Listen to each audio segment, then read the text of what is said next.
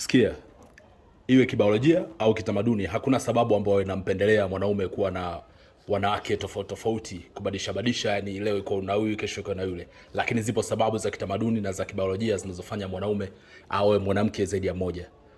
Ona, mwanamke yai moja kwa mwezi, au sio? Yai moja kwa mwezi, na akishika mimba anabeba mimba miezi 9. Lakini mwanaume, au sio, bao moja mazaga kama milioni hivi. Yani kwamba lile bao moja anazaga ligawa kwa watu 3, 4, 5 na wote wakajaa. Unajua?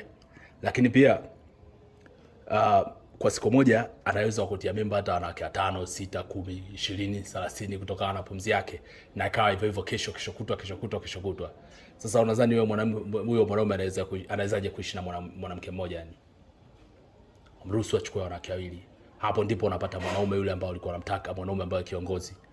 Kuna usemi kwa Kingoni unasema, a man with no option is a man with no vision. Unajua? Nyie mnaona, wewe mwenyewe PC ambao unasikiliza, huwezi kukubali kakako kumkuta anachambua mchele, sio?